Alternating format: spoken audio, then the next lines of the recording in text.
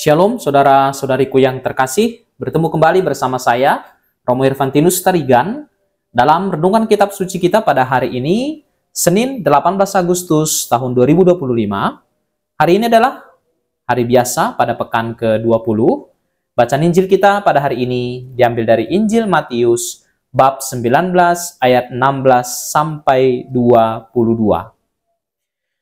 Ada seseorang datang kepada Yesus dan berkata, "Guru, perbuatan baik apakah yang harus kuperbuat untuk memperoleh hidup yang kekal?" Jawab Yesus, "Mengapa engkau bertanya kepadaku tentang apa yang baik? Hanya satu yang baik. Jikalau engkau ingin masuk ke dalam hidup, turutilah segala perintah Allah." Kata orang itu kepadanya, "Perintah yang mana?" Kata Yesus, "Jangan membunuh, jangan berzina, jangan mencuri, jangan memberi kesaksian palsu, hormatilah ayahmu dan ibumu, dan kasihilah sesamamu manusia seperti dirimu sendiri." Kata orang muda itu kepadanya, "Semuanya itu telah kuturuti, apalagi yang masih kurang?" Kata Yesus kepadanya, "Jikalau engkau hendak sempurna, pergilah, juallah apa yang kau miliki, dan berikanlah itu kepada orang-orang miskin, dan engkau akan memiliki harta di surga. Kemudian datanglah kemari, dan ikutlah aku." Mendengar perkataan itu, pergilah orang muda itu dengan sedih, sebab banyak harta miliknya. Saudara dan saudariku yang terkasih, dalam Injil tadi kita mendengar bahwa ada seorang anak muda yang datang kepada Yesus dengan semangat dan ketulusan. Bisa dibayangkan bahwa ketika menghadap Yesus, wajah pemuda itu bersinar oleh harapan. Lalu si pemuda itu mengajukan pertanyaan serius, sangat serius. Apa pertanyaannya? "Guru, perbuatan baik apakah yang harus kuperbuat untuk memperoleh hidup yang kekal?" Ini sebuah pertanyaan yang mengekspresikan sebuah kerinduan akan kebahagiaan. Yesus menyambut si pemuda, ia mendengarkan, berdialog, dan mengikuti alur pemikiran pemuda itu. Percakapan akhirnya berakhir dengan ending yang berbeda dari yang mungkin dibayangkan. Sehingga akhirnya anak muda itu pergi dengan hati yang berat dan wajah muram. Alkitab mencatat alasannya dengan singkat. Ia memiliki banyak harta. Saudara-saudariku, seolah-olah jika dirumuskan secara matematika, kita bisa berkata, semakin banyak harta, semakin besar beban dalam hati. Tetapi apakah memang demikian? Tentu kita tahu jawabannya, tidak. Tidak berbanding lurus demikian. Lalu apa yang terjadi dengan pemuda itu? Dia sebenarnya sudah melakukan banyak hal baik ya. Ia tadi menjawab Yesus, "Semuanya itu telah kuturuti. Apa yang masih kurang?"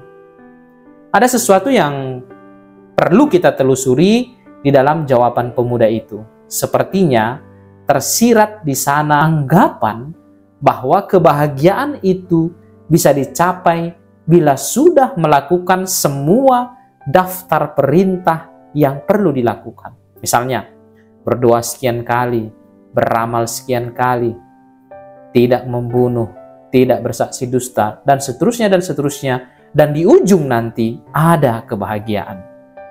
Tetapi mungkin kebahagiaan tidak selalu bertumbuh bersama dengan jumlah tindakan baik yang dilakukan secara terus-menerus. Bisa jadi kebahagiaan justru hadir lewat keberanian untuk melepaskan. Dengan kata lain, saudara-saudariku yang terkasih, kebahagiaan bukan terutama tentang menambah, melainkan justru tentang melepaskan dan merelakan.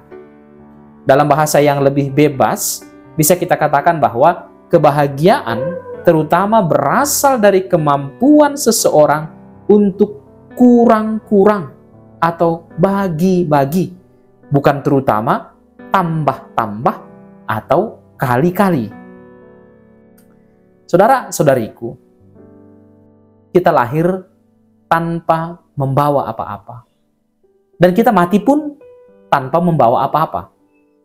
Tapi di tengah-tengahnya, antara kelahiran dan waktu kematian kita malah bertengkar untuk memiliki sesuatu.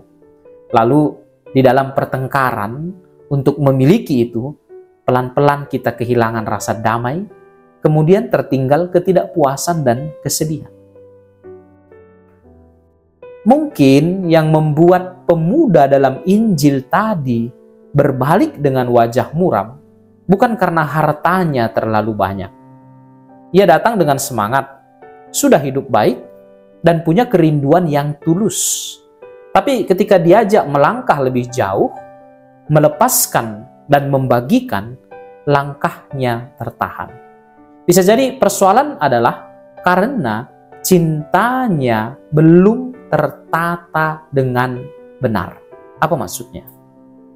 Santo Agustinus dari Hippo menyebut penataan cinta itu dengan istilah ordo amoris, tatanan cinta. Santo Agustinus percaya bahwa hati manusia akan gelisah selama kasih atau cintanya belum berada di tempat yang semestinya. Maka Santo Agustinus membagi tatanan cinta itu atau ordo amoris itu menjadi 4 level, 4 tingkatan. Tingkat yang pertama kemana cinta kita harus melekat adalah cinta mencintai Tuhan di atas segalanya. Mencintai Tuhan di atas segalanya sebagai sumber hidup dan tujuan terdalam manusia. Itu di level pertama pada tatanan ordo amoris itu. Yang kedua, mencintai diri sendiri bukan dengan cara egois, tetapi dengan penuh hormat sebagai pribadi yang diciptakan dan dicintai Allah. Pada level yang ketiga, mencintai sesama sebagai saudara yang juga berada dalam pelukan kasih Tuhan. Karena mereka juga adalah ciptaan Tuhan, sama seperti diri saya, diri Anda sendiri. Di level keempat adalah mencintai hal-hal material, atau secara umum bisa kita katakan, mencintai hal-hal duniawi, bukan sebagai pusat hidup, melainkan sebagai sarana untuk bertumbuh dan berbagi. Saudara-saudariku, cinta diri yang benar justru sangat penting. Sebab hanya orang yang mencintai dirinya dengan baik, yang mengenali luka-lukanya, menerima keterbatasannya, dan menghargai keindahan dirinya, yang mampu mencintai orang lain secara tulus dan kemudian berjalan lebih dekat dengan Tuhan. Barangkali pemuda dalam Injil belum sampai pada cinta diri yang seperti itu. Ia mencintai kepemilikannya yang mungkin selama ini menjadi sumber rasa aman, kebanggaan, atau bahkan identitas dirinya. Harta itu bisa jadi memberinya rasa berharga di mata orang lain. Dalam hal ini kita melihat bentuk cinta material. Ketika seseorang mengikat nilai dirinya pada apa yang ia miliki, bukan pada siapa dirinya di hadapan Tuhan. Kalau kita pakai pola pikir ordo amoris, tatanan cinta dari Santo Agustinus, maka kita bisa berkata bahwa si pemuda kaya itu meletakkan apa yang seharusnya di level keempat berada di level ketiga, atau mungkin di level kedua, atau jangan-jangan malah di level pertama. Cinta atau kasihnya pada material itu tidak pada porsinya. Itu yang membuat dia menjadi sedih dan pergi meninggalkan Yesus. Cinta seperti itu, saudara-saudariku, bukanlah cinta yang membebaskan, melainkan cinta yang menahan dan membebani. Maka ketika Yesus mengajak si pemuda itu untuk melepaskan dan berbagi, ia mungkin merasa seperti sedang diminta meninggalkan dirinya sendiri. Padahal justru di situ ada kesempatan untuk menemukan kembali jati dirinya yang sejati, yang tak tergantung pada apa yang bisa dihitung atau dikagumi. Kita pun diajak, saudara-saudariku, untuk menata kembali cinta kita. Bukan dengan menolak cinta diri, tapi dengan menempatkannya secara benar. Apa yang seharusnya di level keempat, biarlah berada di level keempat. Apa yang di level ketiga, biarlah di level ketiga, dan seterusnya. Dan sekali lagi, cinta diri yang sejati lahir dari cinta Allah, yang menerima kita apa adanya, dan dari sanalah mengalir cinta kepada sesama.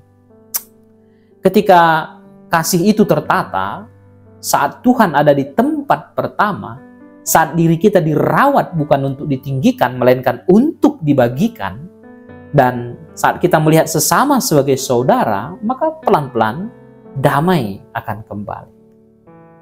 Dan pada saat itulah, saudara-saudariku, kita menemukan bahwa melepaskan bukan berarti kehilangan, melainkan justru menemukan siapa diri kita sebenarnya di hadapan Tuhan dan bersama sesama. Saudara-saudariku, saya hendak menutup permenungan kita ini dengan kata-kata Santo Agustinus. Dia mengatakan, selama kita masih mengembara di dunia ini, tidak akan ada damai yang sempurna. Yang ada adalah pengharapan akan damai itu.